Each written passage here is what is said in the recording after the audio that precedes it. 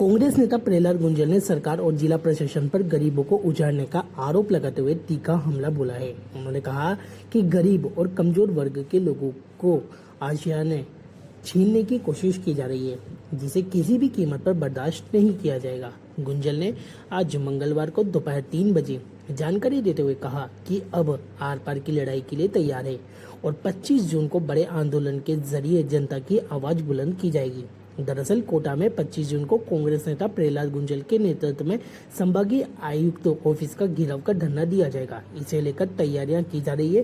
KD और one विभाग के खिलाफ यह आंदोलन चलाया जा रहा है। प्रहलाद गुंजल ने कहा कि केडीए और वन विभाग पशुपालकों के साथ अन्याय कर रहा है। पशुपालक वर्षों से जिन इलाकों में रह रहे हैं, केडीए के नाम पर उन्हें वहां से हटाने की कोशिश की जा रही है। उनके बाड़ों मकानों पर बुलडोजर चलाए जा रहे हैं। लगातार केडीए और वन विभाग अतिक्रमण के नाम पर इन गरीबों के साथ अन्याय करने पर उतर आया है।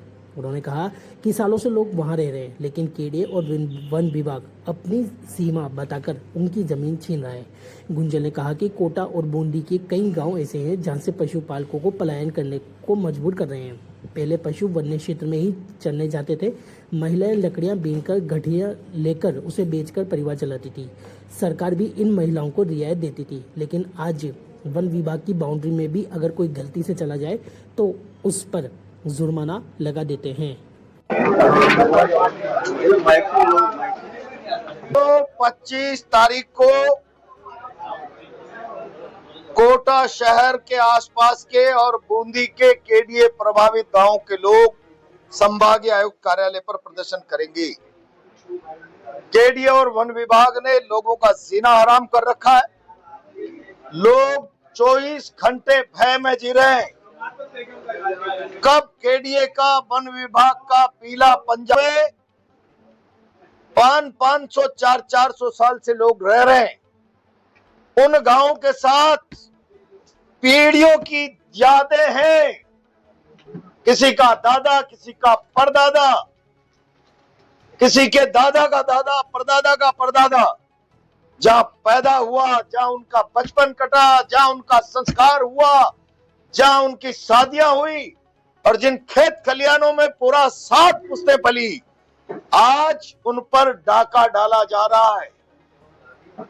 कल तक जो जंगल जानवरों के चरने के लिए उनकी आजीविका का आधार होता था, आज इस भाजपा सरकार में पशुधन के प्रवेश पर रोक लग गई।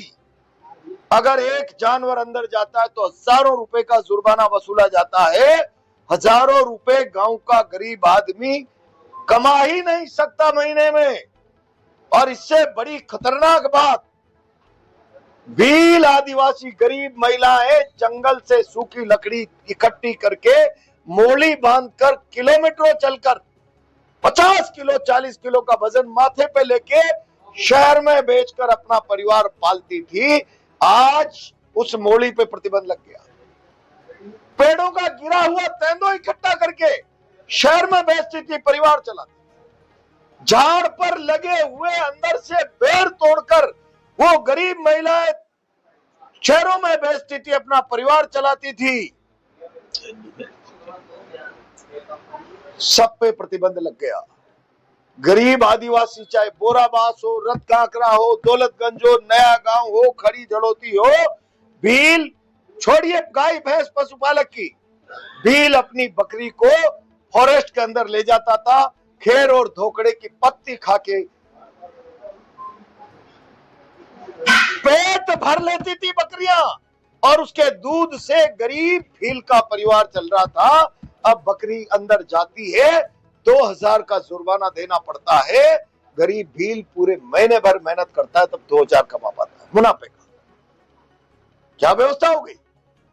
ये डेमोक्रेसी के अमृत काल की उपलब्धियां, उपाधियां दे रहे हैं। बरड़ में 50 साल से अलॉटमेंट बंद है। लोगों की जहां पर धान की फसलें पैदा होती है, आपने अलर्ट कर दिया उनको उजाड़ कर रिको को, केडीए को। क्या जिन जमीनों पर 50 पीढ़ियों का पालन हुआ है, अब उद्योगपति जाकर बिरला जी के धन्ना सेठ मित्र इंडस्ट्री लगाएंगे?